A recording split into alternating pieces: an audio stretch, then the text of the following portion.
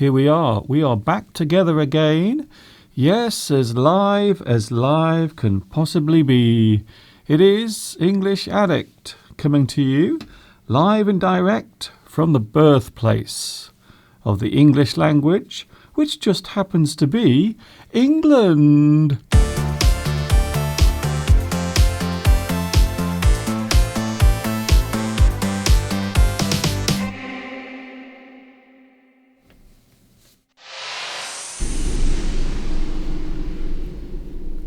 What? What's going on? Hi everybody, this is Mr. Duncan in England. How are you today? Are you okay? I hope so. Are you happy? Can you see me smiling? I am smiling. Can you see the lovely smile on my face at the moment? I feel so happy to be with you once more. Yes, we are all together once more. It's time to improve your English today and listen to me talking. Also, you can chat live as well. In fact, we have lots of things to talk about today. I suppose the first thing I should mention is my face. Oh. Today, in the UK, well, when I say the UK, I mean England. So the UK is lots of different places combined. However, today in England, we are now all required to wear face masks all the time. Even when we're sleeping, even if we're on the toilet, even if we're taking a shower, we have to wear our face masks. So now it is mandatory. However, it turns out that you don't have to wear your face mask everywhere. So this new rule that has been introduced today is actually rather confusing, to be honest. It is a little bit confusing. But yes, you may have read in the newspaper or on the internet, here in England, we have to now start wearing our face mask everywhere we go. However,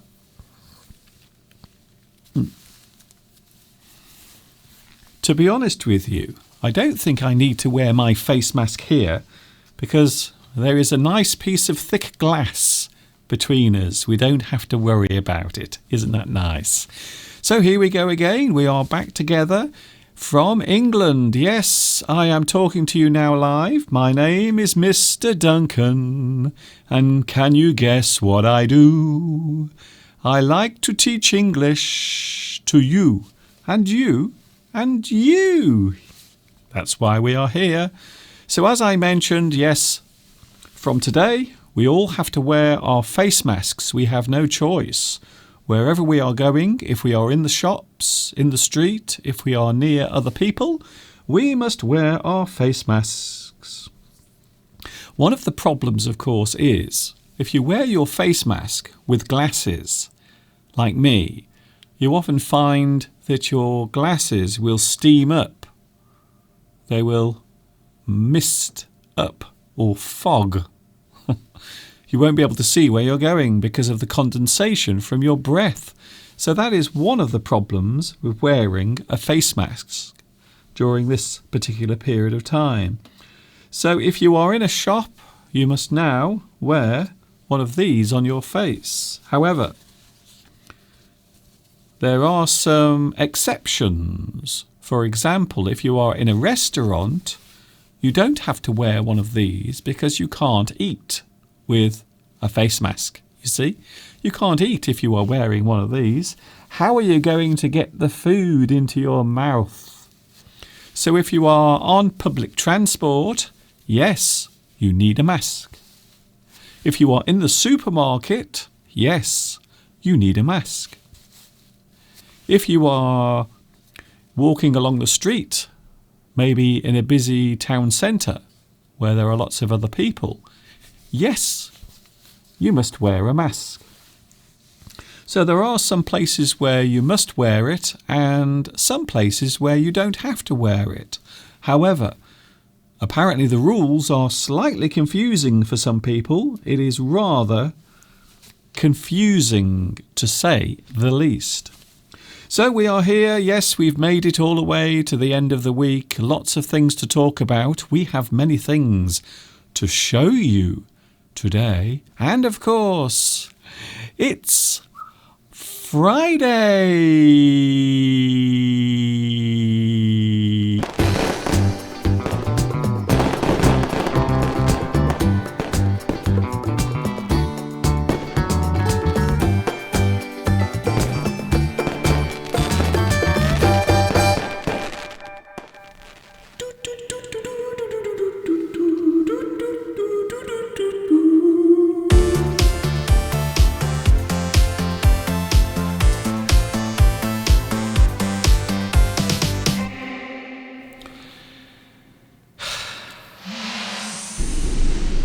Yes, we are all here together again. I hope you are having a good Friday. How has your week been? Don't forget, the weekend is just around the corner. I'm in the studio today, even though behind me you can see the garden. So behind me you have a live picture of the garden. However, today I am in the studio. And another thing you might notice today, I haven't had a shave.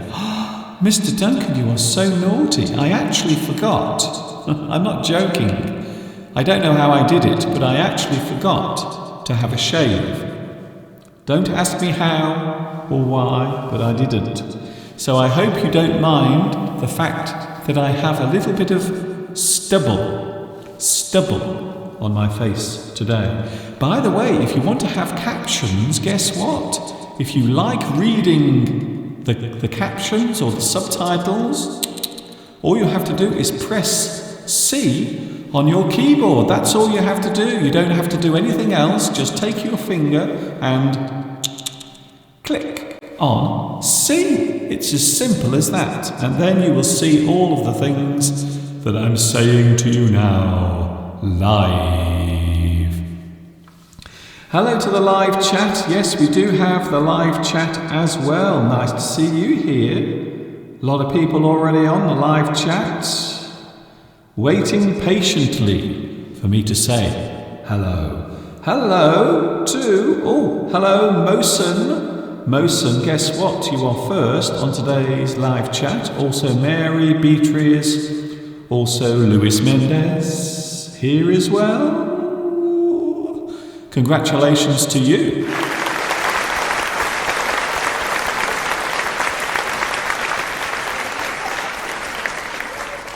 You all have very fast fingers. Your fingers are feeling very frisky today. Frisky. You have frisky fingers. We have the sentence game coming up in a moment, but I can't find my letter. What's happened to my letter? Where has my letter gone? I had a little letter here to show you. It's gone. I don't know where it is. Oh, for goodness sake. Oh, Mr. Duncan, sort yourself out. Please, Mr. Duncan. Where's my letter gone? I've lost it. I can't find my letter. I found it now. Here it is. So today we have the sentence game coming up. Are you excited? I know a lot of people like playing the sentence game. Have I had my echo on all that time? Sorry about that.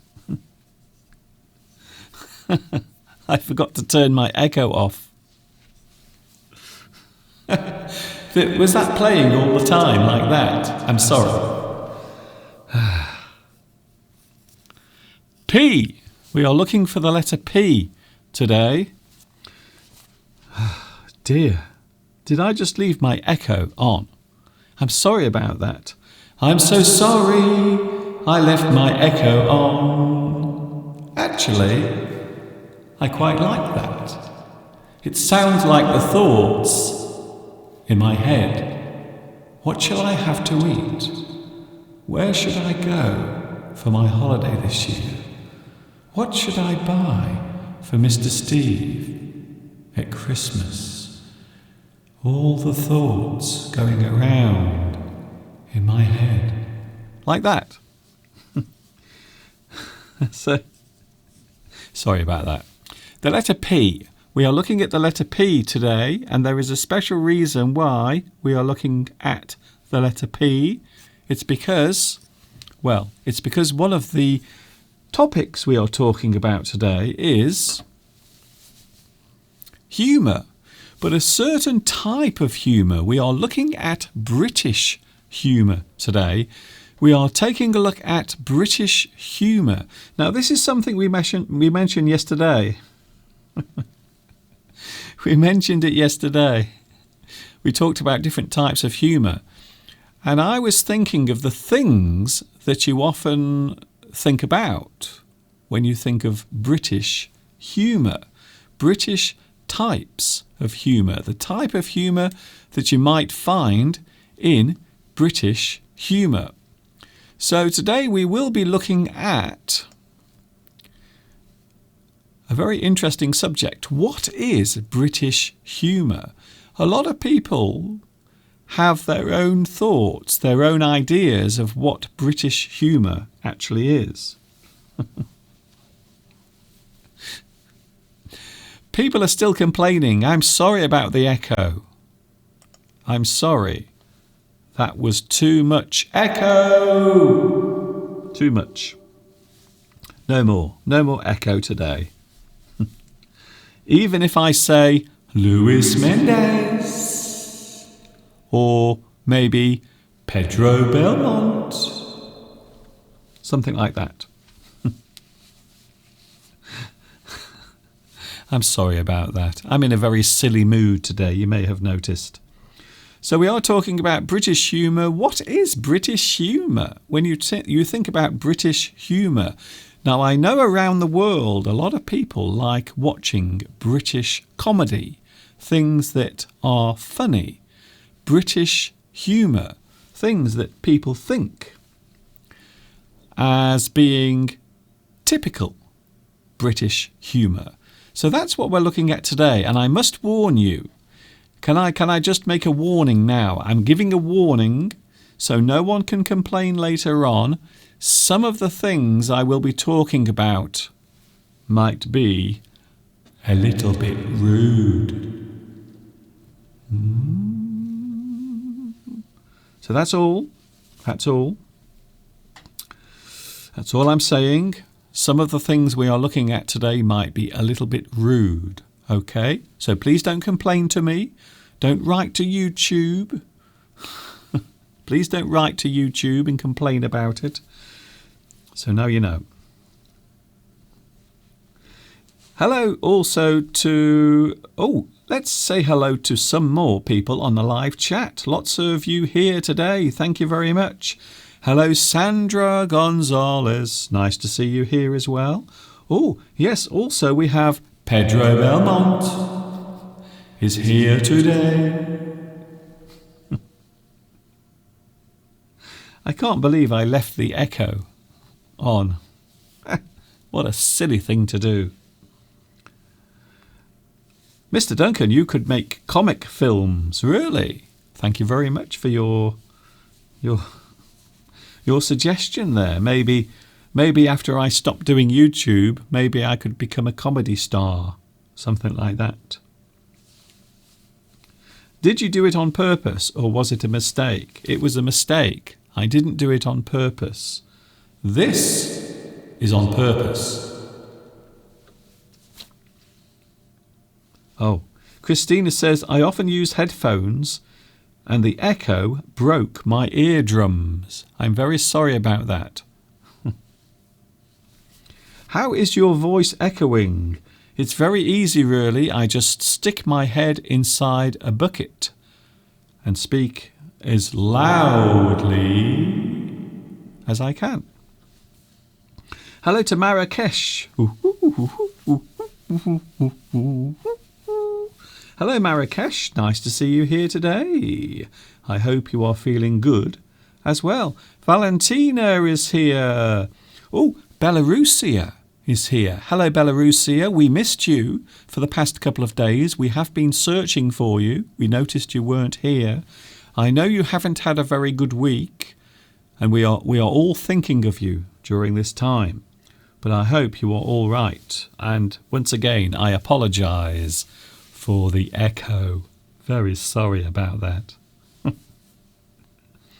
Hello, Alessandra, Beatrice, also Axanth. Hello, Axanth. Nice to see you back. I haven't seen you for a long time. I haven't seen you for ages, in fact. Cap Devi as well. Cap Devi. We haven't seen you for a long time. Where have you been? Have you been busy? I think so. I think many of us during this time have been very busy.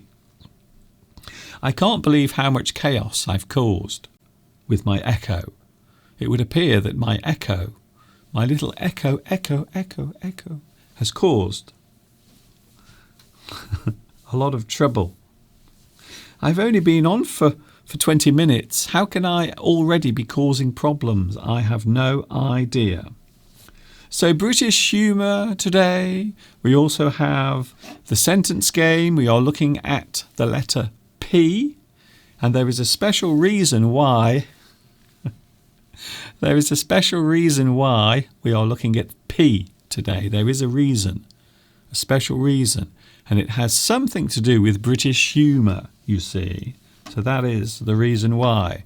Oh, also we have some strange, unusual, odd English words coming up as well. Lots of things to come your way today, right here on English Addict, episode 101. Ooh, very nice.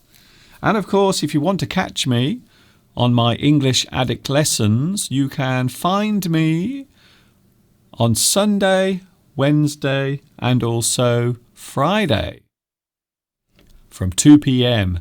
UK time. So that is when I am on Sunday, Wednesday, Friday, 2 p.m. UK time is when I'm with you. And don't forget, something I never mention, if you want to give me a lovely like, you can. You can give me a big thumbs up. If you like this, you can give me a very happy thumbs up as well. You are more than welcome to do so. Thank you very much. Also, if you want to get in touch with me, you can. You can write to my email address. And by the way, thank you for your messages. You can also follow me on Facebook as well. And if you like what you see, don't forget everything I do for free. You can make a donation as well.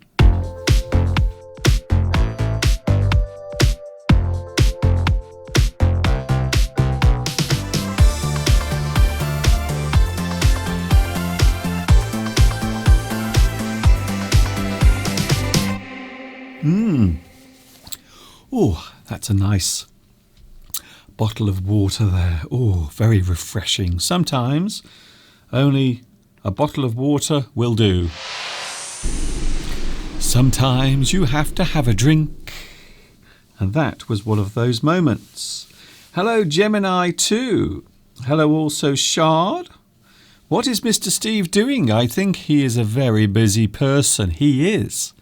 Right now, Mr. Steve is helping to host something in his office on a live stream. So at this very moment, I am doing a live stream here, and Mr. Steve is in his office giving a presentation to many, many people in a live stream. So there are actually 2 live streams taking place in this house right now. There is me here and Mr. Steve upstairs in his office. So there are 2. Is it illegal to laugh at a joke about oneself in England? No, it isn't. You don't have to worry about that. Here in the UK, I must admit, maybe it will change in the future. But over time, humour here has been very varied, eclectic. So there are many different types of humour here in the UK, especially British humour. People talk about British humour all the time. And when we think of British humour, there are often things that we do think about. especially me, because I am, of course, English, so I live in Britain. And there are many different types of humour which we will be looking at in a few moments.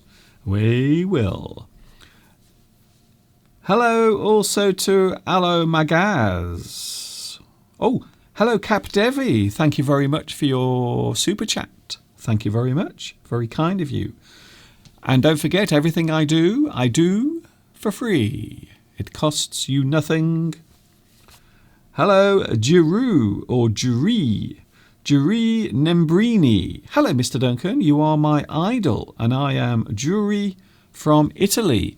A big hello to Italy. Nice to see you here today. My name is Duncan, and I live in England, and I'm very pleased to see you here today. Tom X says, hello there. I hope you are well. I promise to be on my best behaviour today. Ooh, okay then. Barong. Hello, Barong. Always see, you are giving your age. You don't have to. You don't have to. But if you want to tell me how old you are, it's fine. You don't have to. It's not a rule. I don't know why you would have such a rule. But no, you don't have to worry about that. I really appreciate your efforts. Thank you, Florence. Did anyone see Anzonic? I think it was yesterday. Anzonic was on yesterday. And I was talking about Anzonic last week because he was on my first ever live stream that I did 4 years ago. Oh, I'm just trying not to sneeze. Excuse me. Oh, just a moment. Nothing serious. It's just a bit of hay fever. My nose is running today. I suppose I had better run after it. Oh, please yourself. I see you every day, says Yanine Haddad. Nice to see you here as well. Thank you very much. I am suffering a little bit with hay fever because it's very windy outside. And Mr. Steve was outside playing around with the flowers near my window. So I think all of the pollen has now come into my studio. Thank you, Mr. Steve. Hello, Mercedes. Mr. Duncan, I would like to send you a big hug. Thank you very much. It's very kind of you. I don't know what I've done. What have I done to deserve such a big, warm hug? I don't know. British humour, I don't really get it in the right way. Some people don't. Sometimes British humour can be very subtle, very dry.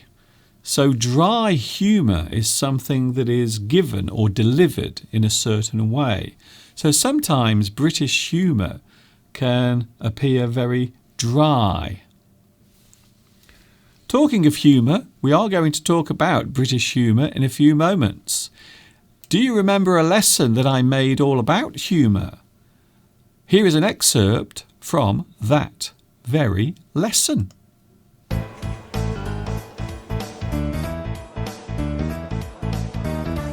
Ladies and gentlemen, put your hands together for Crazy Mr. Duncan.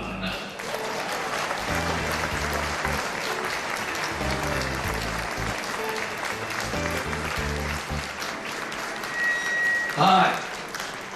Good evening. Wow, so many people. A man goes to see his doctor. He says, "Doctor, doctor, I feel like a pair of curtains." And the doctor replies, "Oh, pull yourself together." Do you like shopping? Do you?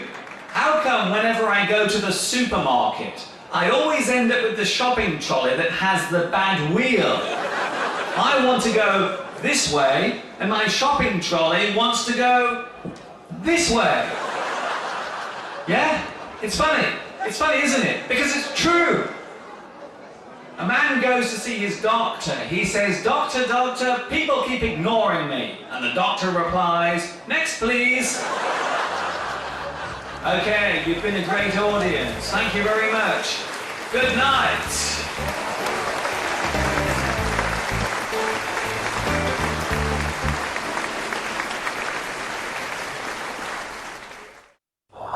If a person stands on a stage and tells their jokes to an audience, it is called stand-up comedy, because the person telling the jokes is standing up. Of course, it is true to say that a joke which may be funny to one person could actually be offensive or not funny to another. Each one of us has a slightly different feeling when we hear a joke. It is called our sense of humour. Some people will laugh at anything, while others will hardly ever laugh at all. It is yet another fascinating piece of the human emotion puzzle. Do you have a sense of humour? What makes you laugh? Do you know any good jokes?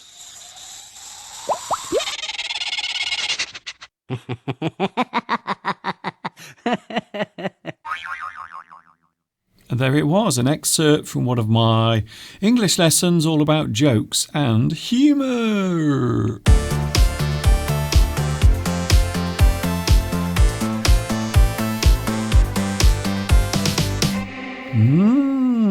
Dibby-dibby-dibby-doo.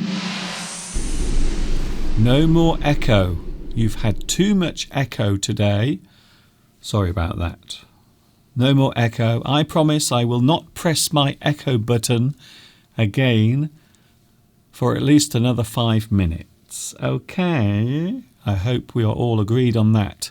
Here comes the warning once again. We are now going to talk about British humour. British humour can sometimes be very rude, very naughty, maybe a little improper. If something is improper, it means not suitable for that moment, or maybe something that might be offensive or upsetting. So what we are talking about now is British humour. When we think about British humour, what are we actually talking about? So what is British humour and how can we describe it? Well, there are many ways of describing British humour, and I'm going to show you some words and also show you some things as well on the screen. Some of these things are a little bit naughty, so if you have any children nearby, I suggest you cover their eyes and their ears. In fact, take them out of the room completely and put them somewhere else. So when we think about British humour, humour, of course, is anything that makes you laugh, a certain type of story or joke with a humorous ending. So British humour.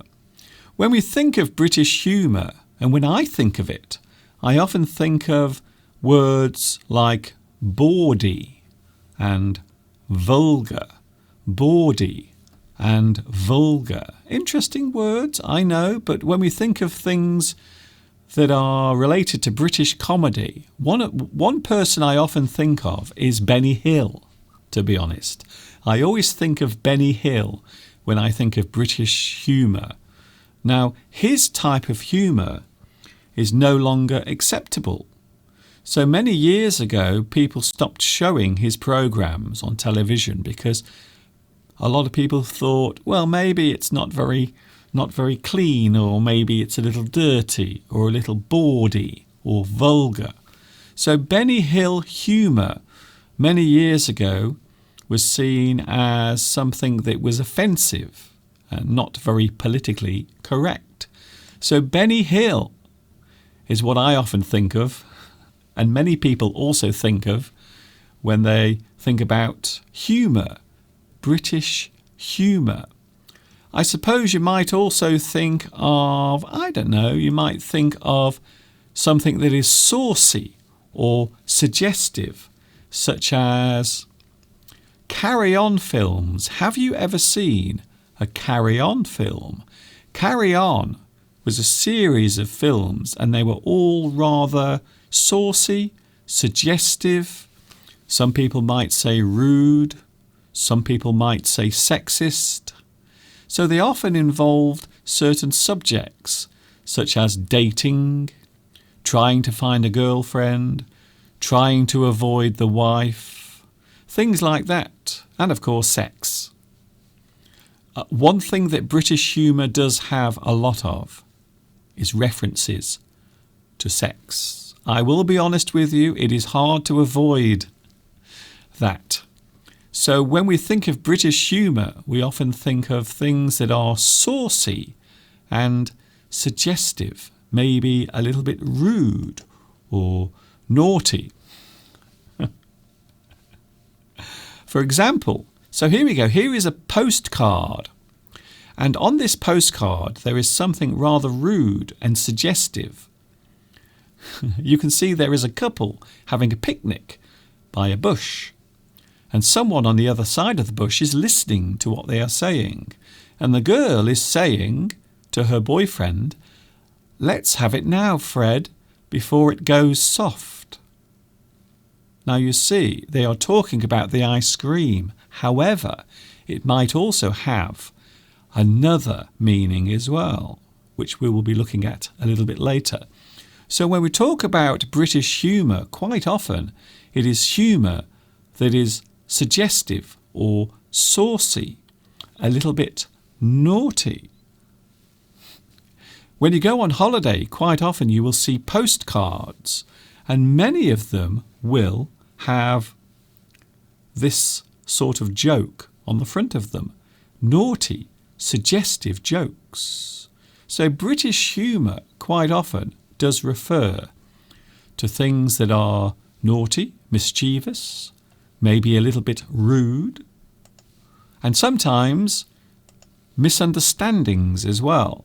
You might talk about misunderstandings or maybe things that can be taken in different ways. Have you ever heard of a double entendre? A double entendre, sometimes pronounced double entendre, which literally means double meaning. So an entendre is the meaning, a double meaning. Sometimes when you say something, a sentence, maybe you mean one thing. However, sometimes a sentence can be taken in another way. And yes, once more, British humour does rely quite a lot on misunderstandings or using words in more than one way. And that is why we have the double entendre or double entendre, if you are French. By the way, this is the old spelling. Before anyone criticises me, I know that this is old French. This is old French. I know it is. But this is how we spell it. Even now, this is how we spell it. Before anyone in France says, "Mr. Duncan, that is the old spelling, the old French spelling of entendre." Let's have a look. I really don't want to do this. Let's have a look at some double entendres. So these are things that you can say, and they are perfectly innocent. However, you can also give another meaning to those sentences. So here we go. Please don't shout at me. Please don't tell me off. Please don't say, "Mr. Duncan, you are so rude and dirty," because I'm not. I'm not. I'm just telling you how it is. Double entendres. Here we go. Can you see these sentences? Now, all of these sentences look very innocent. However, if you read them again, they might also have another meaning. For example, you need to grab it with both hands. You need to grab it with both hands. So maybe you are showing someone how to build a tent or put up their tent. You might tell someone they need to grab the thing with both hands. However, that can also be a double entendre. Maybe a person is going to come round to visit you, and maybe they are going to deliver some letters or maybe a parcel. They might say, "I will pop it in tomorrow." I will pop it in tomorrow. Again, a very innocent sentence. However, that can also be a double entendre, you see. Maybe you see a very beautiful woman enjoying some fruit and she has a pear in her hand. She's eating a pear.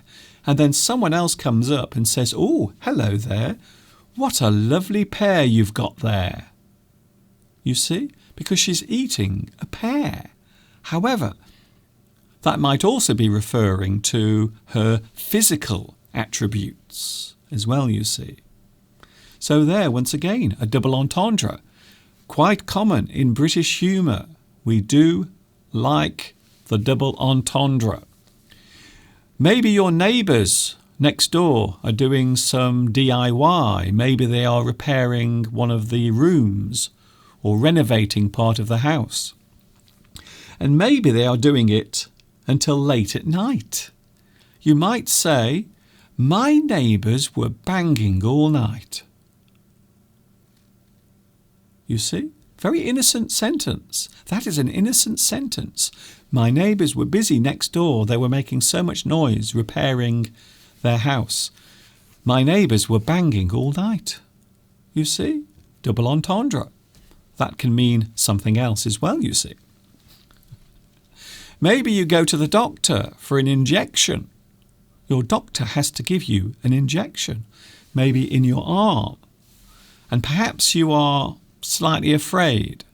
So you say to the doctor, "Oh, I'm a little bit worried about having the injection." And then the doctor replies, "You will only feel a small prick."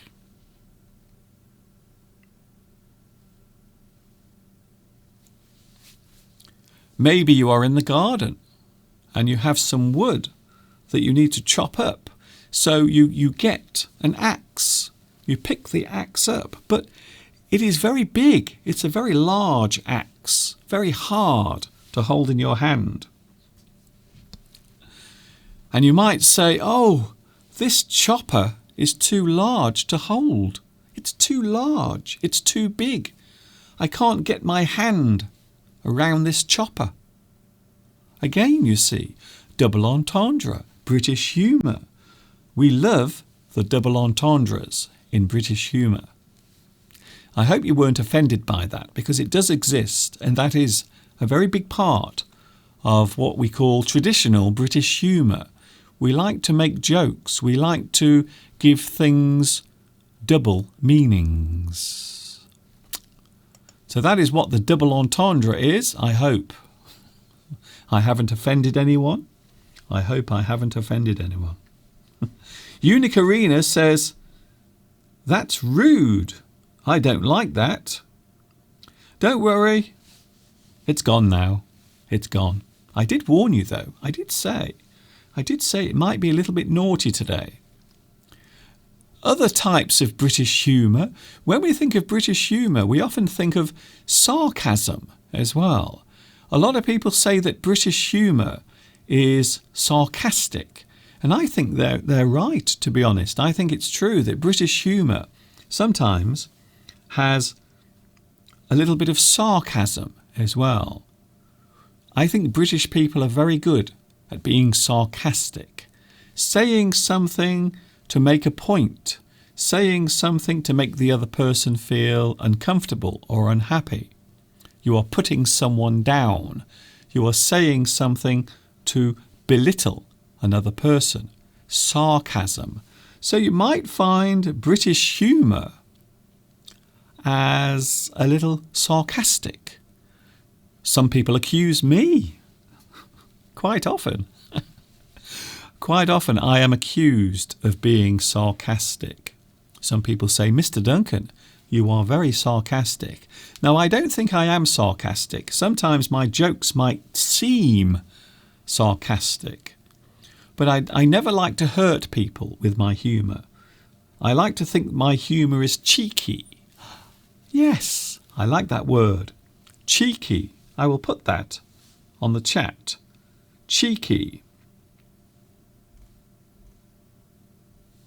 So when we think about cheeky, something that is cheeky, there it is. I've put it now on the live chat. Cheeky. So cheeky humour is humour that is given or used, but you are not trying to hurt another person. Cheeky. So a lot of people accuse me of being sarcastic, but I think I am just cheeky. My humour is cheeky. Ooh, a little bit naughty sometimes. Sometimes my humour, yes, I think it's a bit cheeky. You might do something that is naughty, but not offensive. Not offensive. I hope that helps you. Sarcasm. Yes, we often think of British humour as being sarcastic. You might also have a dry wit. Dry wit. So maybe a person can tell a joke without seeming as if they are telling a joke. They can say it very, almost in normal conversation. They will introduce a joke or something humorous, but they will do it in a very special way. There is a comedian called Stephen Fry. Have you ever heard of Stephen Fry? His humour is very dry. He has a dry sense of humour. Once again, I have been accused of having dry humour as well. I think sometimes my humour is a little bit dry.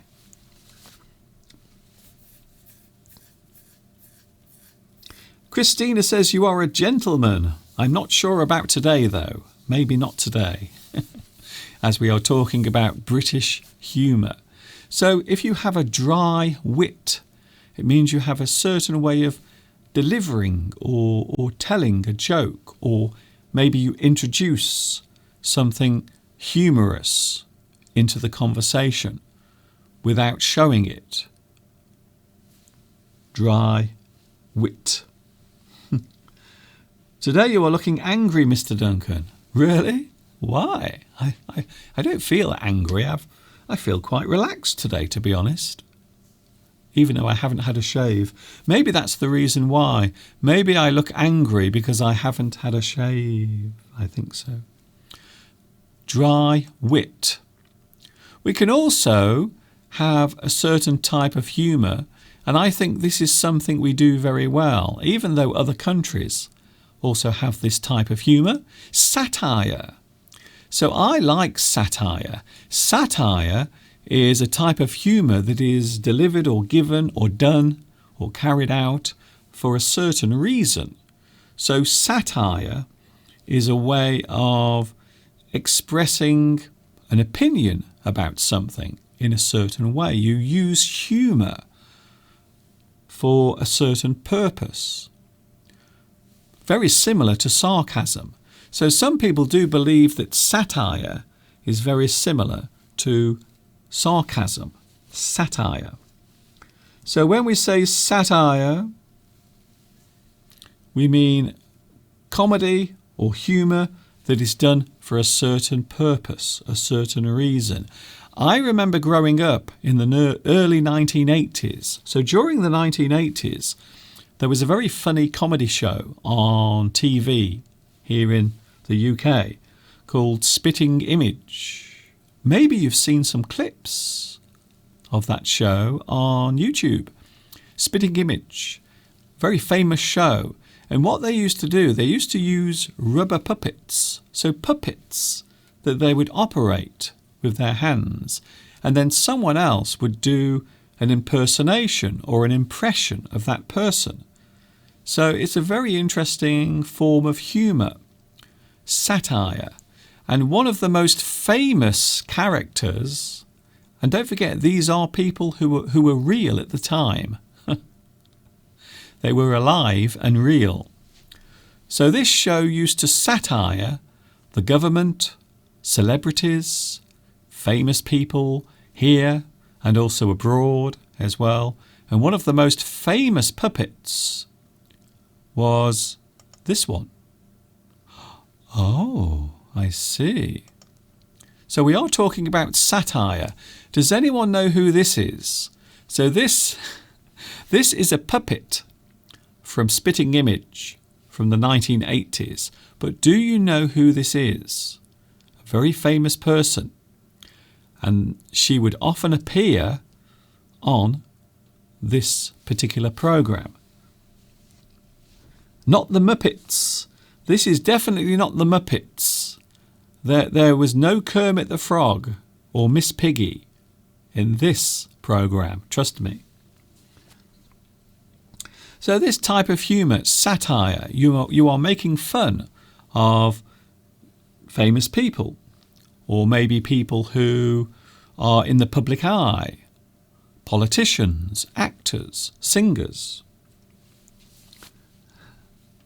But who is this? A very well-known character from Spitting Image, and also a former Prime Minister of this country, way back in the 1980s. Is that Bill Clinton? No, it's not Bill Clinton. Definitely not. It is definitely not Bill Clinton. Oh, I see. One or two of you have got it right. Yes, this is Margaret Thatcher, as seen on Spitting Image. Spitting Image was a show that was on in the 1980s. Spitting Image.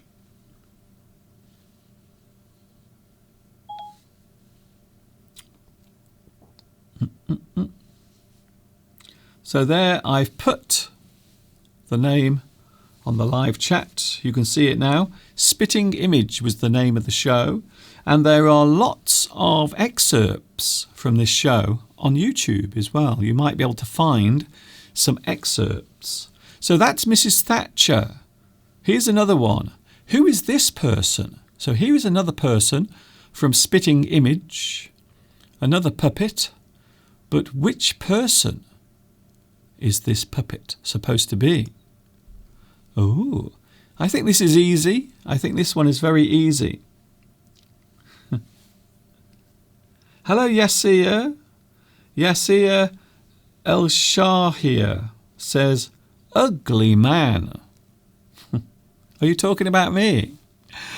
Oh, I try my best. I know I haven't had a shave today, so I might look a little bit rough. But thank you very much for saying that I'm an ugly man. That's very kind of you. I love those comments so much. So who is this? Who is this? Another character from Spitting Image, and this is a form of satire. So quite often this programme would make fun of famous people. Whoever they were in the world, however important they were, they would still make fun. So who is this?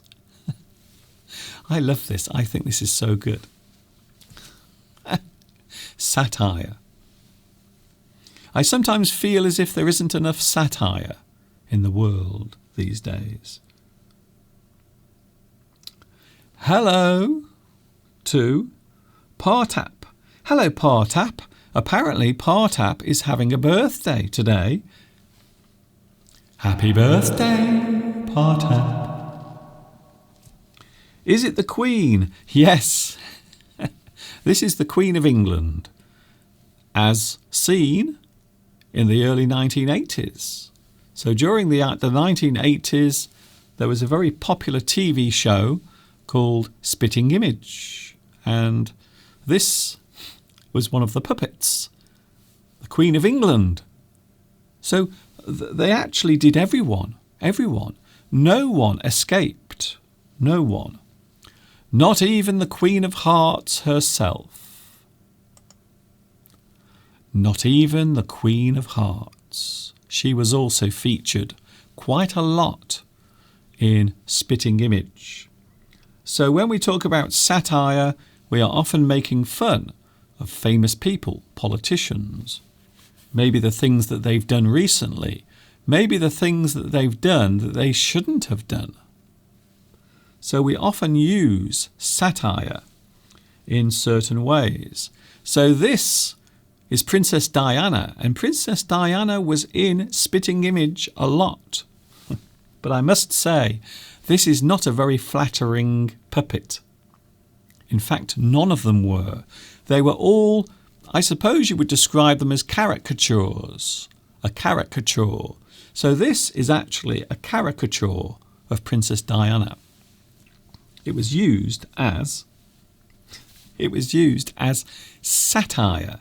You are making fun of a certain thing, a certain organisation or a certain person, quite often politics. Believe it or not, they have actually started making Spitting Image again, using people who are around now. Can you guess one famous person who is now in the new series of Spitting Image? So one puppet, if you can name it, there is one puppet who is in the new series. So there is now, in 2020, there is a new series of Spitting Image. Spitting Image.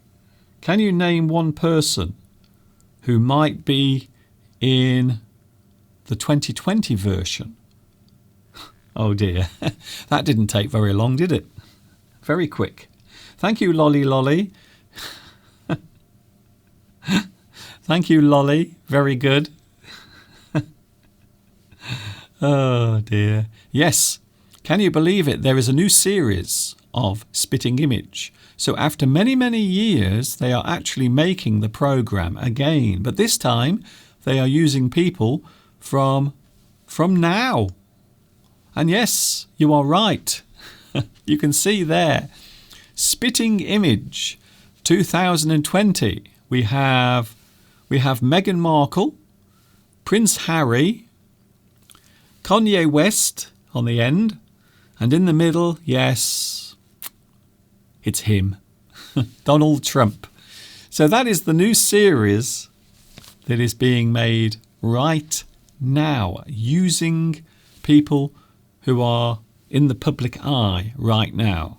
So we have the royal family, we have pop stars, and also we have politicians as well, just like they did in the 1980s, just the same way they did it in the 1980s. So that is satire. A big subject, I know, but I hope I made it clear. I hope I did. I always try my best anyway. Another type of humour that is British humour, surreal humour. When we think about surreal humour, we mean humour that is unusual or odd, strange, maybe something that is unusual or weird, or something that does not make sense or doesn't seem to make sense. Surreal humour. When we think about British humour, quite often we will think of surreal humour. Where is Boris Johnson? Yes, I suppose I'm surprised that they haven't used Boris Johnson. I couldn't even find a photograph of Boris Johnson in Spitting Image, to be honest. I couldn't find it. Lolly Lolly says Kanye West will be the next president of the US. Nothing would surprise me anymore. One of the things about living in this particular era is that nothing surprises me. It's very hard to be surprised by anything anymore. Very hard to be surprised. So surreal humour. When we think of surreal humour, one of the things that I always think about is Monty Python. Have you heard of Monty Python?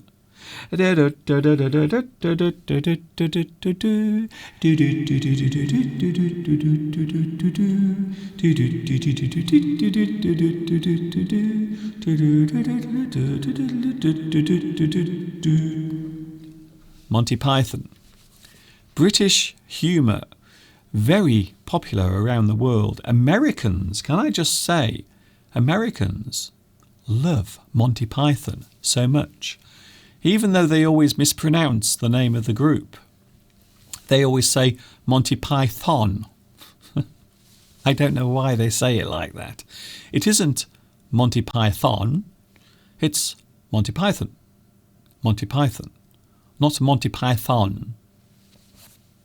They are overpronouncing Python.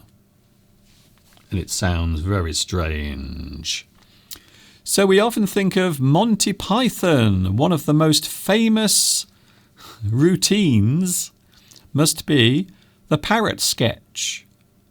So once again, when we think of British humour, we think of surreal humour, unusual humour, involving strange moments of time. So who remembers this? Have you ever seen this? The parrot sketch. This is the most famous routine that Monty Python ever did. And it is a man who goes into a pet shop and he's returning a parrot. And the reason why he's returning the parrot is because it's dead. And that's it. That's the whole joke. But this routine goes on for a very long time. He walks in and he says, "I wish to register a complaint." And the shopkeeper says, "Oh yeah, what's the problem?" "I'll tell you what the problem is, my dear man. I bought this parrot not half an hour ago." "Yeah, what's the problem?" "I'll tell you what the problem is. It's dead. This parrot is dead." And then for the next 7 or 8 minutes, they argue about the parrot because the shopkeeper does not want to give the money back. So he keeps trying to find excuses not to give the refund. And that's it. It's a very simple joke, but it goes on for a very long time. So the parrot sketch, I would imagine that is somewhere on YouTube. So if you put the parrot sketch on YouTube, you will see this. And it goes on for a very long time. Surreal humour, unusual humour. We often see British humour as surreal and unusual, strange or weird, surreal. Of course, I'm not saying that surreal humour only exists in British comedy, but also in all sorts of comedy as well around the world. French comedy is often seen as very surreal, very unusual. I think so.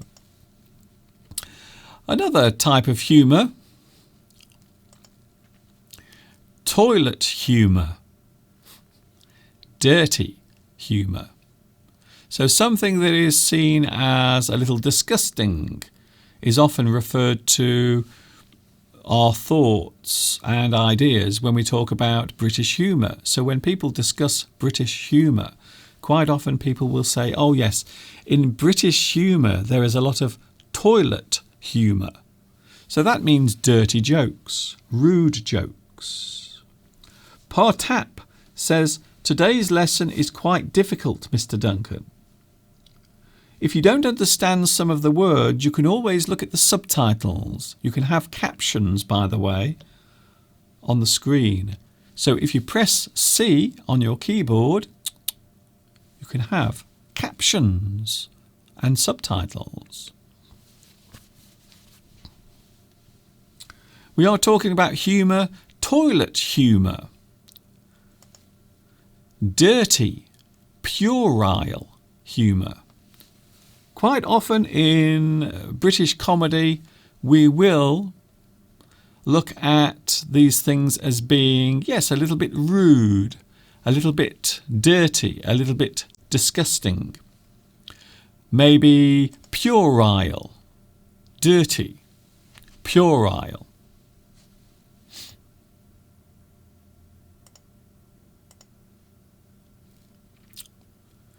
Here's a postcard I'm going to show you now. This postcard is something that you could buy in the 1970s and also the 1980s as well. So take a look at this. This is a little bit rude. It's not really rude, but it's a little rude. So take a look at this and see if you can see where the joke actually is. So this is a postcard. I think this must be from the 1970s, a very long time ago. And you can see there is a guy who is fixing the sign outside the post office. And the man has gone to get something. And the other man is saying to the woman at the post office, "He won't be long fixing your damaged sign, miss. My mate's just gone for a pee."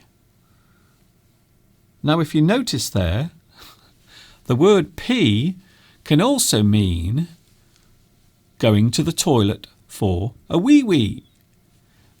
So in this particular joke, we are using the word pee to mean the letter P, which he is going to put on the sign, but also it can mean going to the toilet. So the woman is quite surprised because the man has said he'll be back in a minute, he's just gone for a pee. But really, he's gone to get a letter P so he can put it on the sign above the shop. So that's that's a typical British joke. Very, very typical. Going for a pee. If you go for a pee, it means, well, perhaps you have gone to collect the letter P. Maybe you have to fetch the letter P. Maybe you are going to put the P on the sign above the shop. However, you can also say that you've gone for a pee if you go to the toilet for a wee-wee. So that's why that joke works so well. It works well because there are two ways of describing this. You can say that this is a P, this is the letter P, but also you might need to go for a pee. Oh, excuse me. I have to go for a pee. I'll be back in a moment.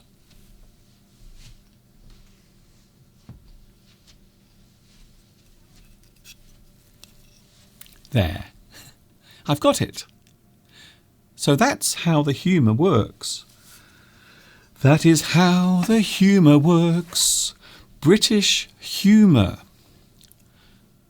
involves many different things. We can also have another type of humour.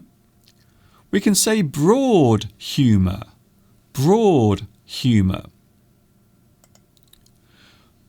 So today we are talking about British humour for a few moments, and then we have the sentence game coming up as well. Don't forget, the sentence game is coming, and guess what?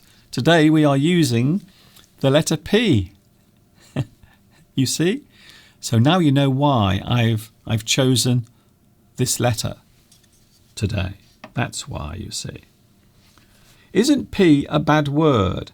Well, it can be. But to be honest with you, nowadays, P, when you go to the toilet, you might say, I'm going for a pee-pee. Or I'm going for a poop. They're not really offensive words. There are worse words, much worse. So you see, those words are quite tame.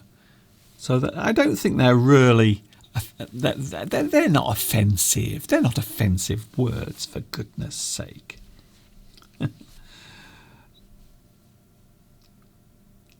Thanks for your company today. Yes, I am with you until, well, for another 53 minutes.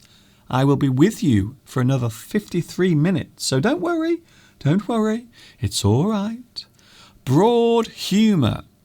When we talk about broad humour, what we are actually saying is humour that will appeal to many people. Broad humour. So maybe things that are silly or foolish, daft, comedic, maybe a clown. So if you see a clown at the circus, their humour is very broad. It will appeal to many people. For example, and a lot of people have been asking already today, they've been asking, Mr. Duncan, what about Mr. Bean? Well, Mr. Bean is a very good example of broad humour. Broad. His humour is silly. it's nonsensical. It is daft, childish. So broad humour will normally appeal to many people. Many different people will find broad humour funny. So that's why we say broad humour. It means that many people will find it funny. And of course, Mr. Bean, very popular, very famous all around the world. In many countries, Mr. Bean, he is very popular. So I think it's fair to describe Mr. Bean as broad humour. Very silly. Very daft. Silly, childish. Some people say that I am a little bit childish, daft, silly. I don't know what they mean, to be honest. I don't know what they mean. Belarusia says, I adore Mr. Bean very much. Yes, British humour. A lot of people think of Mr. Bean when they think of British humour. It's silly, it's nonsensical. However, did you know that Mr. Bean is not original? In fact, Rowan Atkinson borrowed Mr. Bean from a famous French comedian called Jacques Tati. So if you ever watch some of the movies by Jacques Tati, you will see there are some similarities between him and Mr. Bean. And that is because he is an influence, you see. He is an influence. Jacques Tati actually influenced and helped Rowan Atkinson create Mr. Bean. Very similar. The humour is visual. So a lot of the humour is done through actions, through doing things. And of course, you might also say that Jacques Tati was influenced by Charlie Chaplin. So you might say Charlie Chaplin influenced Jacques Tati, and then Jacques Tati influenced Rowan Atkinson, who then created Mr. Bean. Yes, Luis Mendez agrees. Yes, Mr. Bean was copied. He copied a lot of things from French comedian Jacques Tati. By the way, I like Jacques Tati. I love his humour. Very silly. Sometimes a little bit surreal as well. But he was always the perfect gentleman. Walking in his very long mac, his hat, and he always had a pipe in his mouth. And he quite often carried an umbrella as well. He always had his umbrella nearby. If you've never seen Jacques Tati, I suggest you watch some of his movies. They are very funny. Very funny. Monsieur Hulot's Vacation is very funny. In fact, Mr. Bean made a very similar remake of Monsieur Hulot's Vacation. I'm sure I'm pronouncing that wrong, for which I apologise. So even Rowan Atkinson used one of Jacques Tati's movies to create a movie of his own. So Mr. Bean's Holiday is actually based on one of Jacques Tati's movies. I would highly suggest that you watch some Jacques Tati. He's very funny. Broad humour. Mr. Bean. Hello. My name is Mr. Bean. Hello. Mr. Bean. He didn't speak very often, but when Mr. Bean did speak, he had a very strange voice. Very strange. Finally, this is my favourite. Whenever we think of British humour, guess what we think of? Well, you might think of Mr. Bean. You might think of Benny Hill. You might also think of drag. Drag. Have you heard of this word? Nowadays, this word is being used quite a lot. Men who impersonate women, normally in performances or in a show. However, drag has been around for a very long time in British humour. In fact, it is still around now with characters like Mrs. Brown. So Mrs. Brown, I'm sorry. Why is that making me laugh? I think it's because Mrs. Brown has a giant banana in her hand. So Mrs. Brown is a very popular TV character, but it's actually a man, you see. So that is a man pretending to be an old lady. So drag is something that is a very big part of British humour. Monty Python as well. We talked about Monty Python earlier. A lot of their humour involved them dressing up as women. So I don't know why. But a lot of British humour does involve men dressing up as women. And there are many examples of that. Many examples. For example, we also have this couple, you see, very popular during the 1980s. Les Dawson and an actor called Roy Barraclough. And they were very famous comedians in the 1980s and 1970s. And they would often dress up as women. That is Sissy and Ada. Sissy and Ada. And they would often talk about their husbands. And they would do it in a very humorous way. So these two comedians are men dressed as women. Quite often. British humour. Please don't ask me why. Please don't ask me why. But we do it a lot. We really do. We dress up in women's clothes. Well, I don't. I've just realised I have never dressed up in women's clothes, ever. I wish I could say the same thing about Mr. Steve. I wonder. Mrs. Doubtfire. Oh, well done. Yes, we have Mrs. Doubtfire. Yes, Robin Williams famously played Mrs. Doubtfire when he was trying to keep in touch with his children. Very famous movie. Sadly, no longer with us. I always feel a little bit of pain when I think of that. I always feel a slight pang of pain when I think of Robin Williams and the fact that he's no longer with us. And in fact, next month, the day before my birthday, is actually the anniversary of his death. The 11th of August. Very sad. We also have, one of my all-time favourites. Two men who pretended to be women. Hinge and Brackett. Does anyone know Hinge and Brackett? Very famous.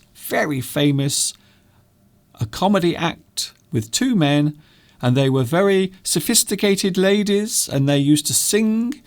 They used to sing operettas. One of them would play the piano very well, and the other one would sing in a wonderful falsetto voice. An amazing voice, in fact.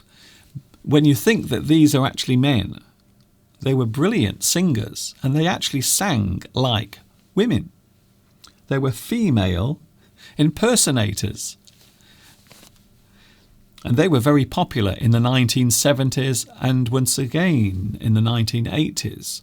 So you might think that this type of humour is old-fashioned. However, as I said earlier, we still have Mrs. Brown. So Mrs. Brown is very popular. In fact, I'm going to tell you now, this character is the most popular comedy character on television at the moment in the UK. The most popular. Normally at Christmas, Normally at Christmas, this character, Mrs. Brown, is the most viewed person on television at Christmas for the past 4 or 5 years. And every year, Mrs. Brown always gets the most viewers at Christmas time because people love watching men dress up as women. I don't know why, but it is very much a part of British humour. It really is. And I think that's it. That is it. I don't think we have anything else to talk about when we talk about British humour. I think I've covered it quite well, to be honest. So what about you? When you think of British humour, is there something that you think of?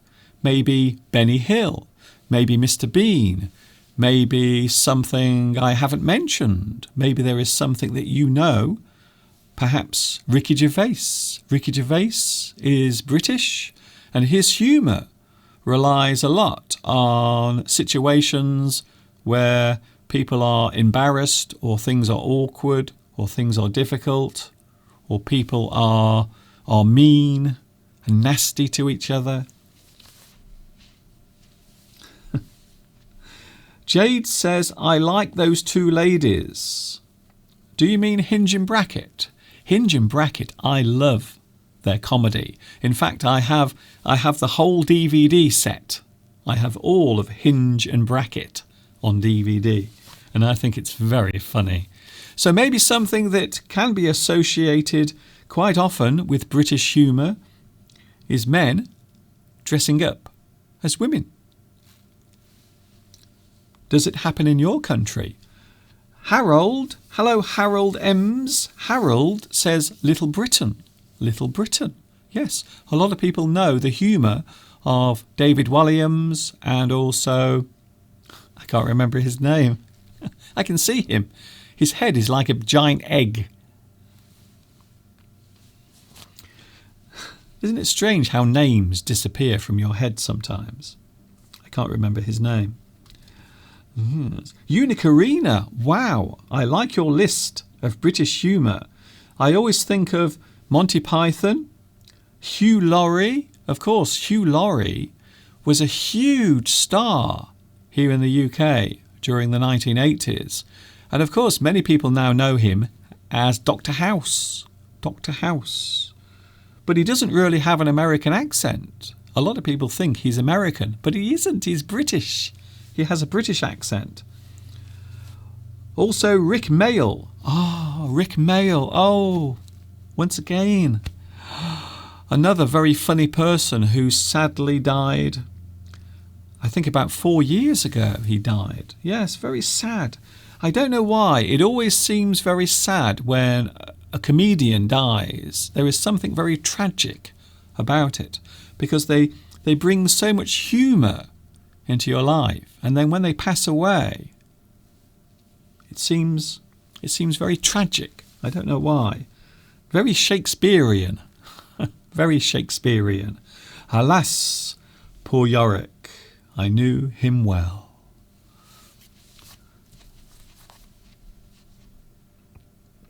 There is a very traditional theatre company which is constructed by all the male actors in my country, but it isn't related to comedy. So are they men who dress as women?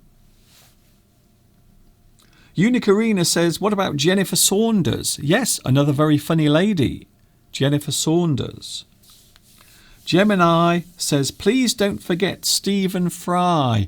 I mentioned Stephen Fry earlier because of his dry humour. I think he has very dry humour, Stephen Fry.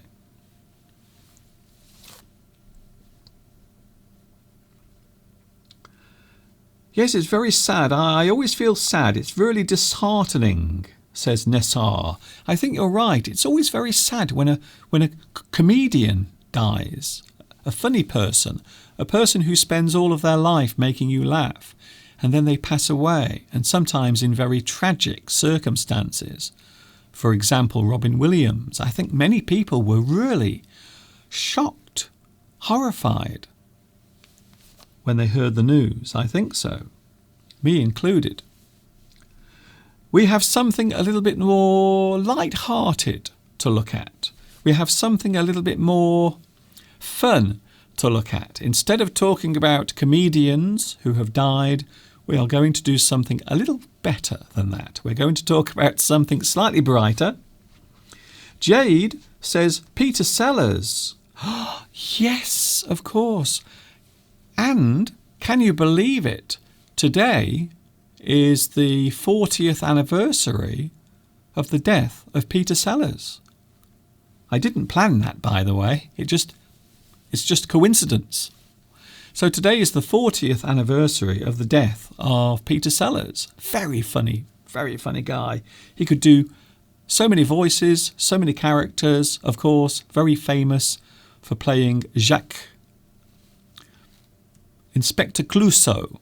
Inspector Clouseau. Do you have a license for this monkey? Do you have a license for this monkey? Do you have a room? I love the Pink Panther movies very much. And Peter Sellers, once again. Oh, what pain. What pain when I think about all these wonderful, talented comedians passing away. Really, really sad. Oh, George and Mildred. George and Mildred. Zuzika. You know George and Mildred. Very funny. I love that programme. Once again, a comedy show from the 1970s. Yes, Peter Sellers, no longer with us. Robin Williams, no longer with us. Rick Mayall, no longer with us. Very sad. Beatrice says, I like The Dead Poets Society, an excellent film. I agree with you. Seize the Day. A very deep and very meaningful film, and also quite poignant as well. A very poignant film. It brings about a lot of emotion. I think so. Charlie Chaplin, says Adrian. Well, of course, yes, Charlie Chaplin, British. A British comedian. Maybe one of the most famous movie stars, certainly from the early days of cinema with silent movies. We often think of Charlie Chaplin, also Laurel and Hardy. So Stan Laurel was also British. He was British. Not many people know that. A lot of people forget that Stan Laurel from Laurel and Hardy was actually British. Yasia says, I think British humour is very funny. Are we ready to play the sentence game? Asks Twan Nguyen. We are going to play the sentence game in a few moments. Don't worry, hang on, it's coming. We are looking at...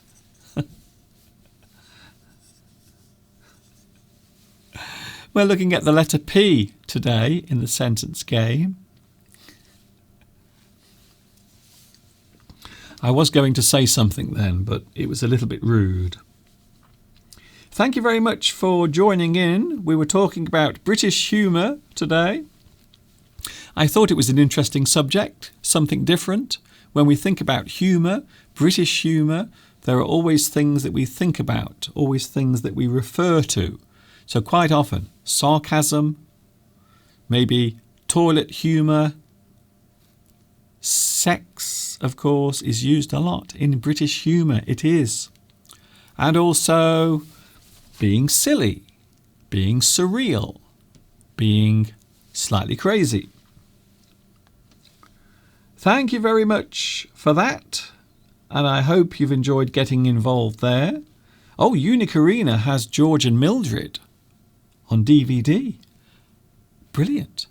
And of course, one comedy show that I want to mention, Mind Your Language as well. That is also a British comedy series. Very funny. I like Mind Your Language.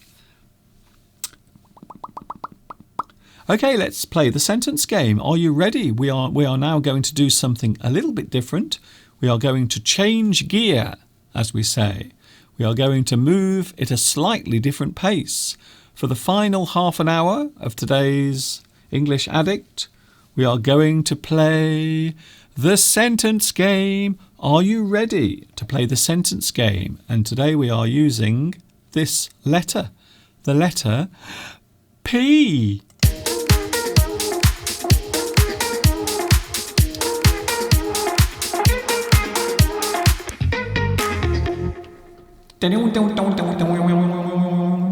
Ooh, yes, we have the sentence game now. Don't forget to turn your echo off. Sorry about that earlier. I was playing around with my echo and I forgot to turn it off. I apologise for anyone wearing headphones or anyone who had the volume in their headphones turned up very loud. I do apologise. It won't happen again. I've just been for a pee. I never get tired of that. You know, I will always laugh every time I hear anyone say that. I will always laugh. I've just been for a pee.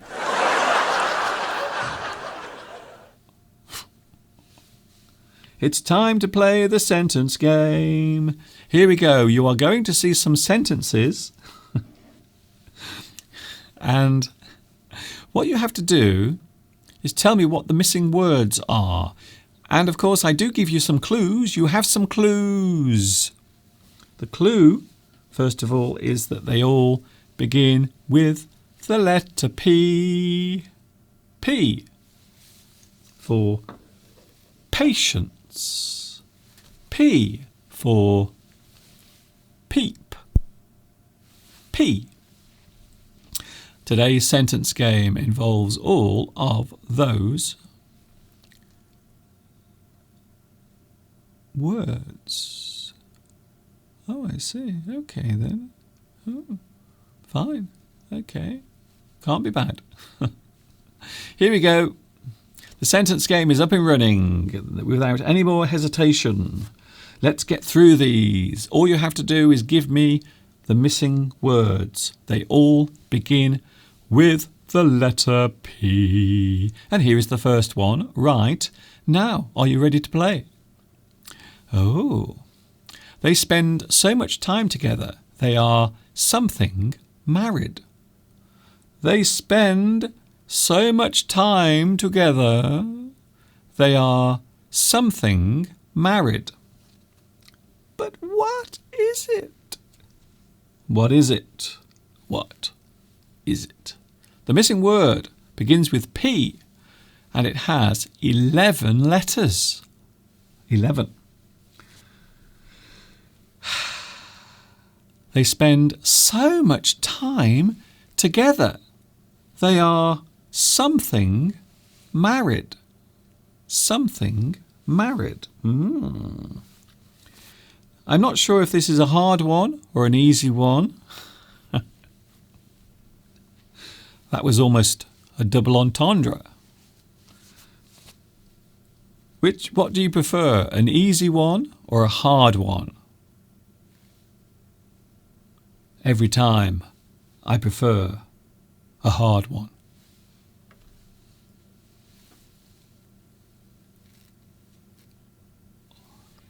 They spend so much time together, they are something married.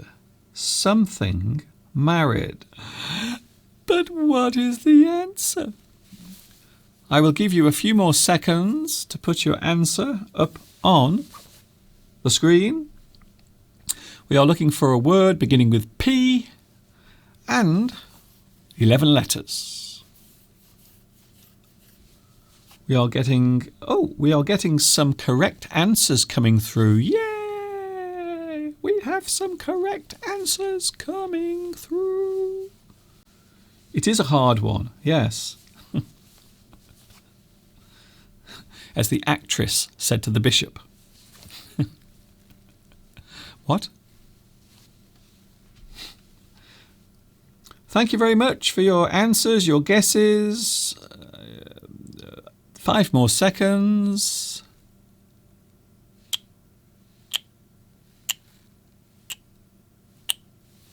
Come on, Mr. Cockerell. Where are you? I think my cock has fallen asleep. There you are. You've woken up. The answer is, to our first sentence game for today, they spend so much time together. They are something married. Oh, we have quite a few correct answers. Some of them are funny, by the way. Painfully. Painfully. Now, I think that is after you get married. I think the pain comes after you get married, not before. There was a funny joke. A couple are talking about their marriage, and a friend asks, "How long have you been married for?" And they say 25 years. And the other person replies, "Wow, you don't even get that for murder. Even if you murder someone, you don't go to prison for 25 years. Yes, okay. Moving on, Mr. Duncan, if you don't mind, can we please have the answer? What is it? The answer is... Bing! Practically. They spend so much time together, they are practically married. Practically. Almost. They might as well be married. In any other sense, they are married. They spend so much time together, they are practically married, even though they're not. So it is almost as if, it is as if they are married. It is like they are married, practically. Belarusia is going. See you later, Belarusia. I hope you are okay. And I will see you, well, on Sunday, of course. We are back on Sunday. Mr. Steve will be here on Sunday as well, don't forget. He will be here on Sunday.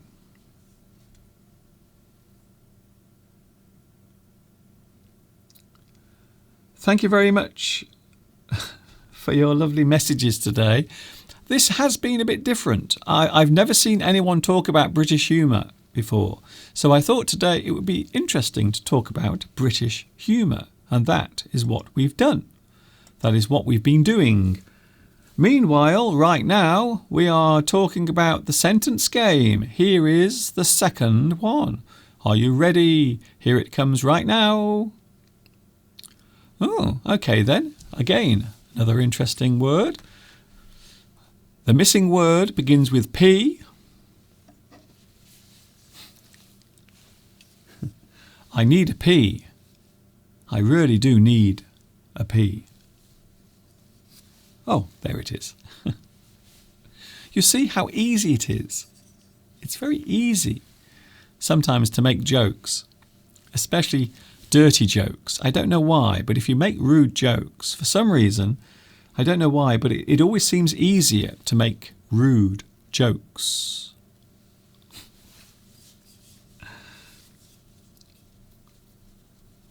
They spend so much time together, they are practically married. Yes, that was the answer to the previous one. He has a something for old furniture. He has a something for old furniture. And we are looking for an 8-letter word. An 8-letter word. Passion has 7 letters. We are looking for 8 letters.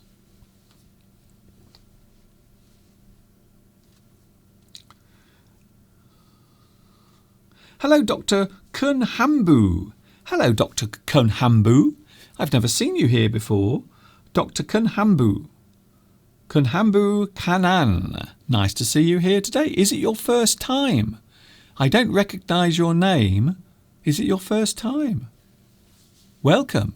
If it is, you are very welcome to join in. Thank you very much for your guess. Interesting. We don't have anyone giving the right answer at the moment. No one. No one at all. I thought maybe Luis Mendez would get it right. Luis Mendez. See, there is a clue. I'm actually giving a clue there, you see. Yes. I love the way something can be rude in some societies, but not rude in others, says Unicarina. That is a very good point. And that is one of the reasons why certain types of humour do not transfer very well into other cultures. So something that is funny to one person or one culture might not be funny to another, because the humour does not transfer very well. So yes, you have to be careful sometimes when you are telling a joke, because the joke might not be funny at all to the person you are telling it to. You're right. Andreza, hello Andreza, have you eaten any ladyfingers? You see, that might be a double entendre. Oh, I really want to put some ladyfingers in my mouth. What, Mr. Duncan? What did you just say? I really want to put some ladyfingers in my mouth. Ladyfingers, you know what I'm talking about. I'm not being rude or suggestive. Nothing like that. He has a something for old furniture, but what? 8 letters.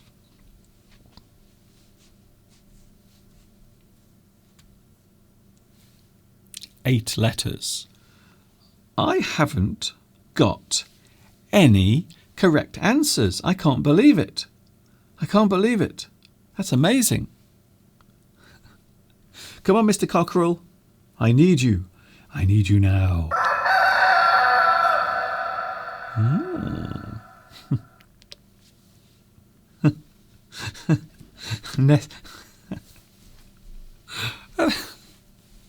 Oh, can I just say, sometimes I love you so much. I love you. Absolutely love you.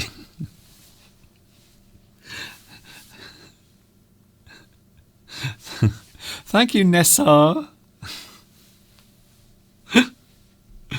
Oh, that was good. Yes. Thank you, Nessar.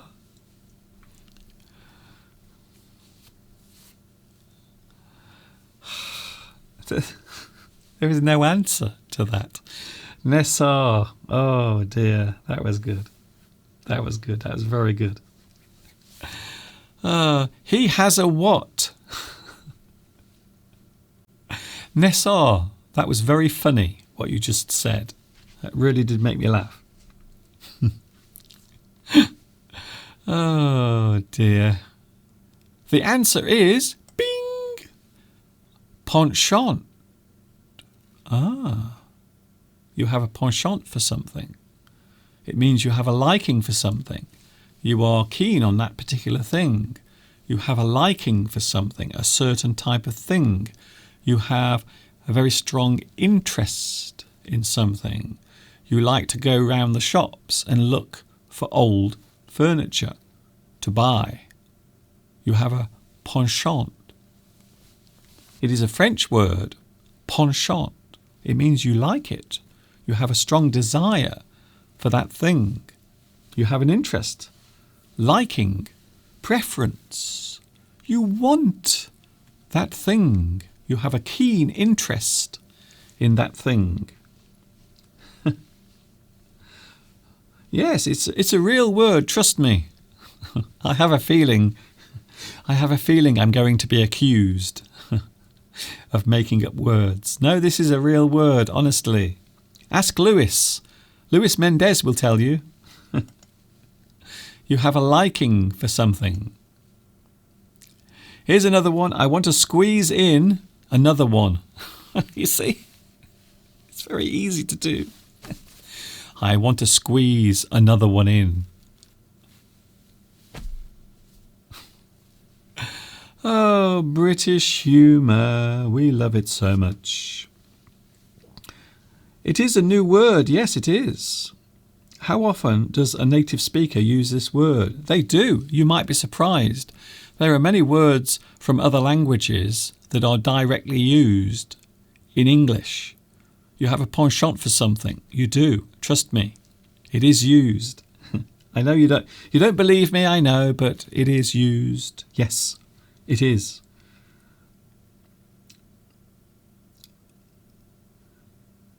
He has a penchant for old furniture. Here is another one. I want to squeeze this in now.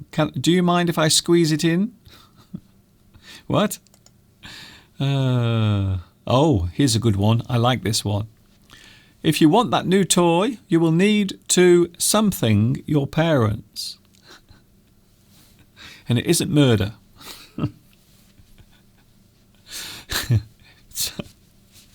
If you want that new toy, you will need to something your parents. Not rob. No, not rob.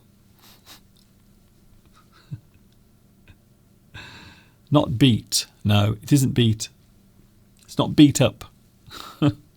If you want that new toy, you will need to something your parents. But what? Oh dear.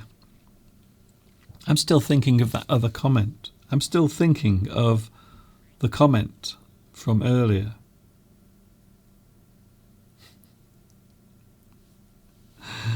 Oh dear.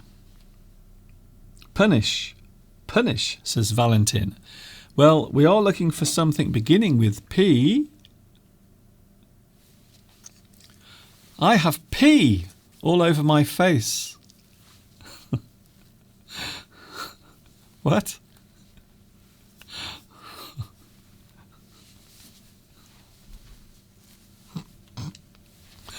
Oh dear.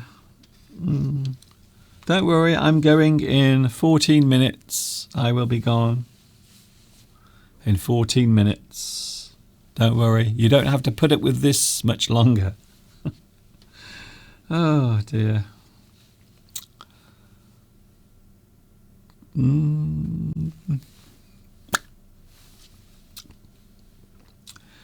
If you want that new toy, you will need to something your parents. 6 letters, beginning with P. Not punch.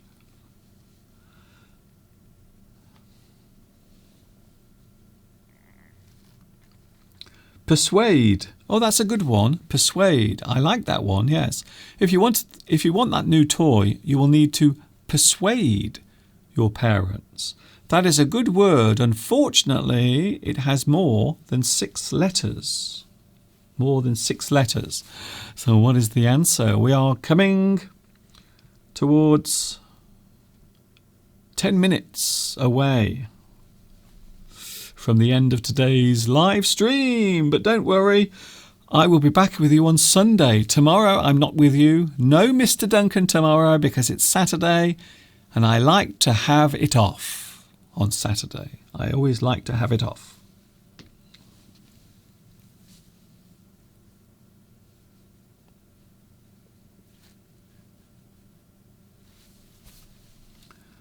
Plague?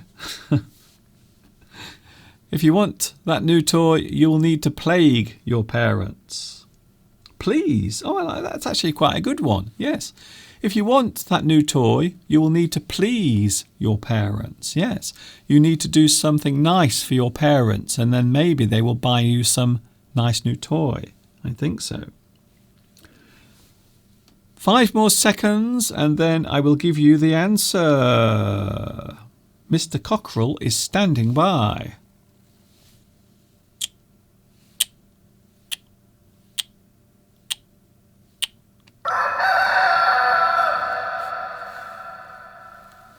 Very nice. If you want that new toy, you will need to something your parents. I think we've only had one correct answer. I'm just looking at the answers. I think I only have one correct answer. And that was Gemini. Well done, Gemini. You got the answer right, but nobody else did. I didn't see anyone else with the correct answer.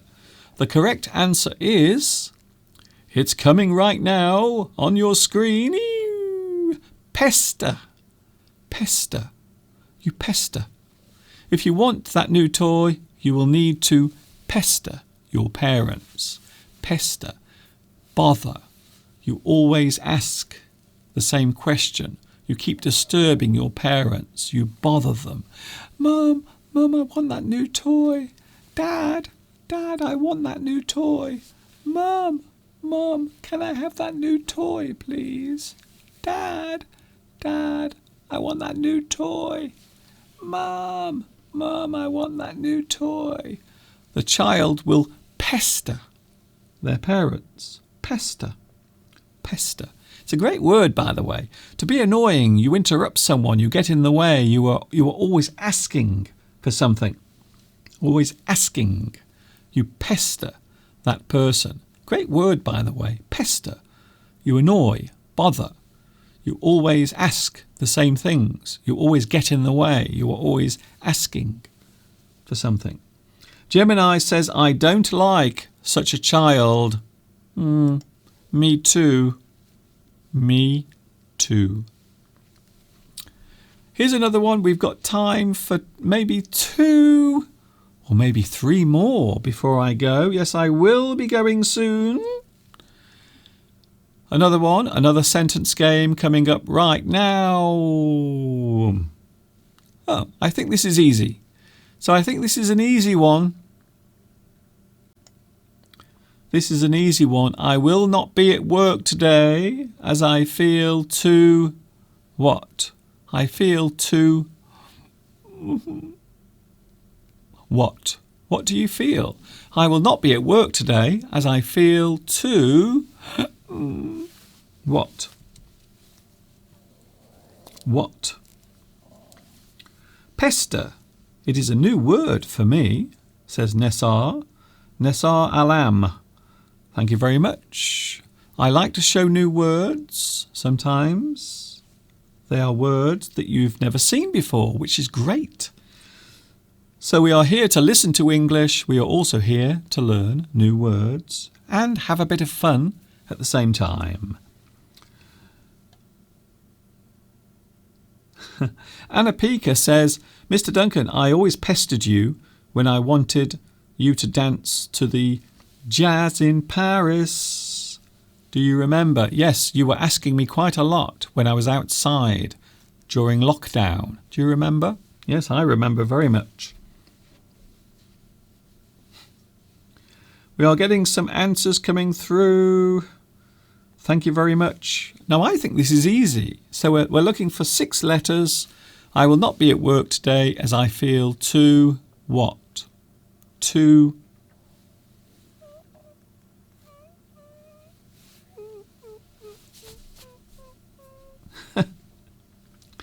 M. Serve. Hello, M. Serve. That's a very good answer, by the way. That's a very good answer. You are brilliant today. Can I just say how brilliant you are? All of you. You have really made me laugh a lot today. And I hope I have done the same thing as well. Tomek. This is a very silly live stream today. Very silly. Tomek says pooped. Well, pooped. Pooped is good because it can mean tired. So actually that's quite good. That's quite good. And it also has 6 letters as well. So it could be pooped. In English, we can say pooped to mean tired out. If you are exhausted or tired, you can say that you feel pooped. Oh, I am pooped. It also has other words, other meanings as well. Other meanings. Sadly, that is not the word I'm looking for. I'm looking for another word. I will not be at work today as I feel too. What? My cock is ready. You're looking very clean today. Very clean. Very clean. What?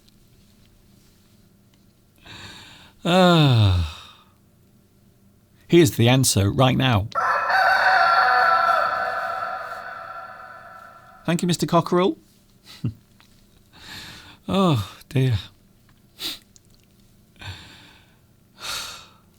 What can you say? What can you say at the end of the day?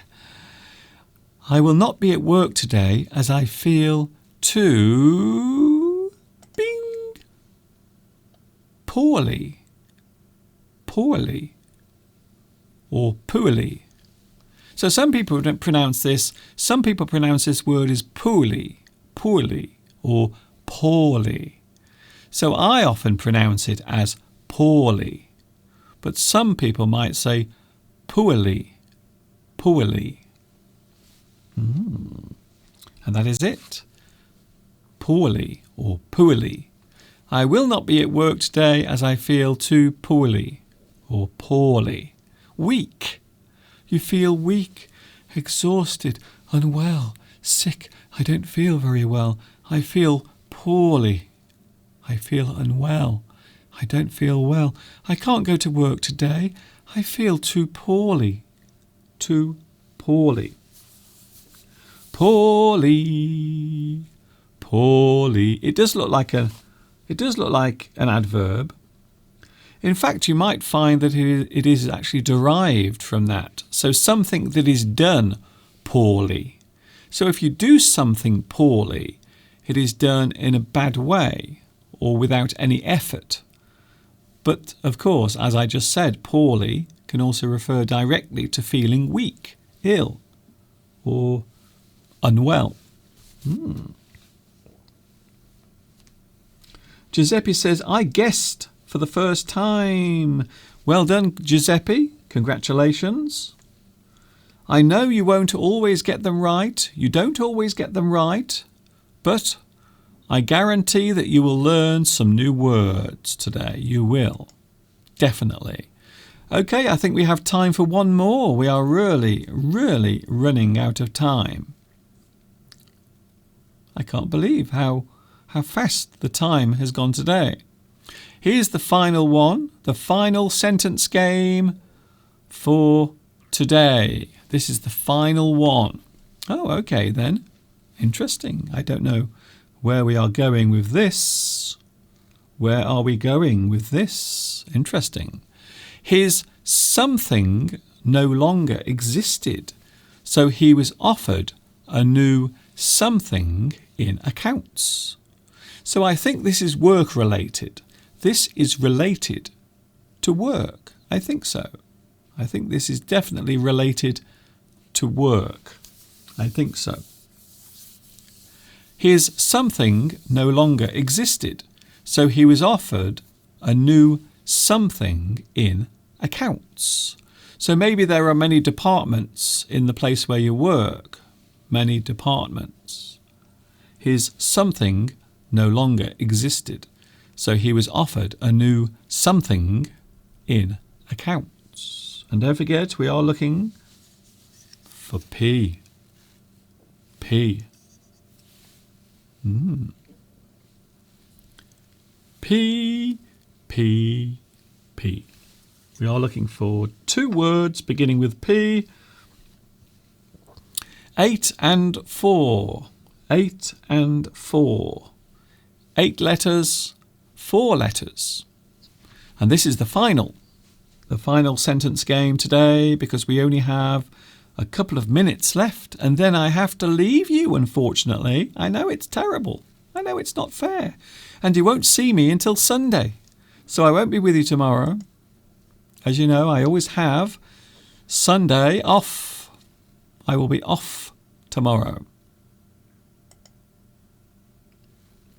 His something no longer existed, so he was offered a new something in accounts. Oh my goodness.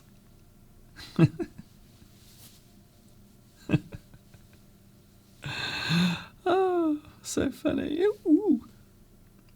Mr. Duncan, your laugh is so contagious. Please laugh one more time. Your laugh made me laugh as well.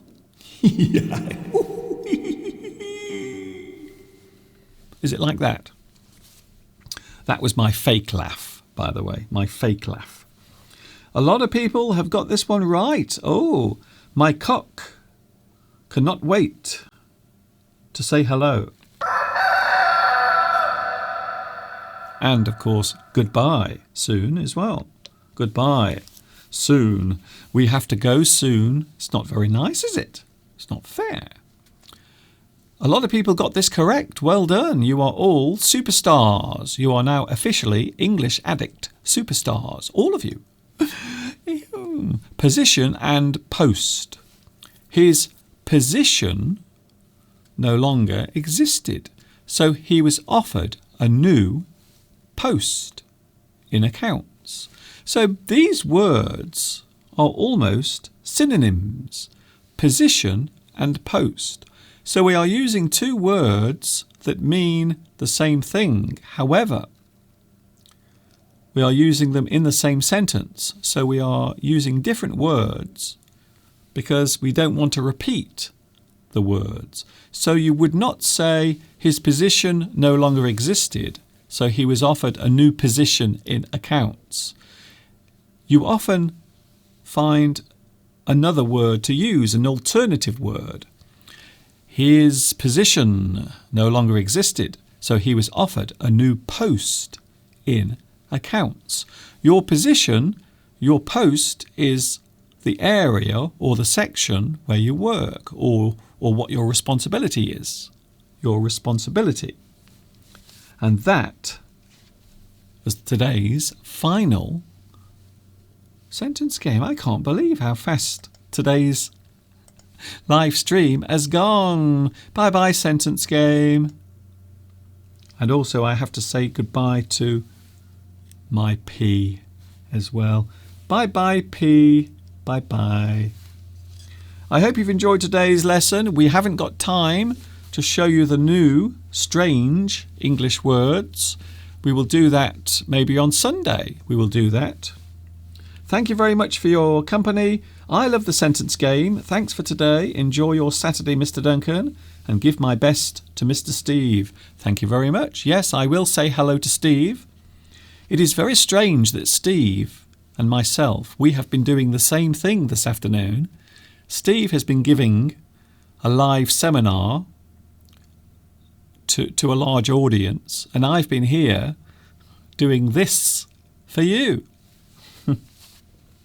Although I have a feeling the thing that Steve was doing was more sensible. So I think Steve was being much more sensible than I was. I think so.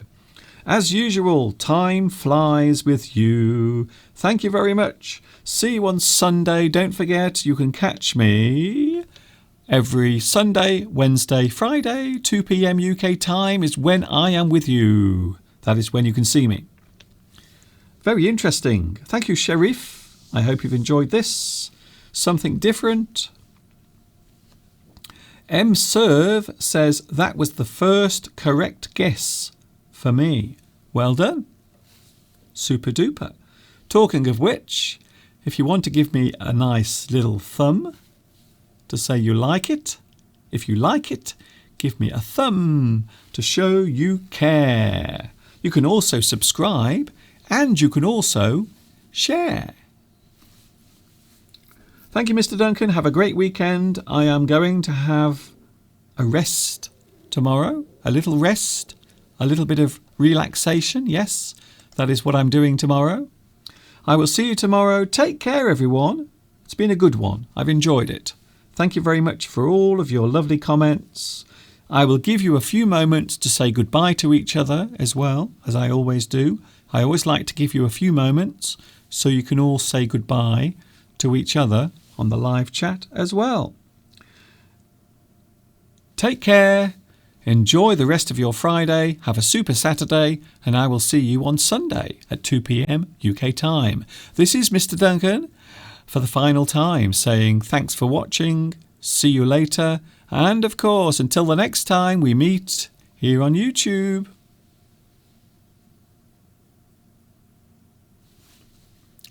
Ta-ta for now.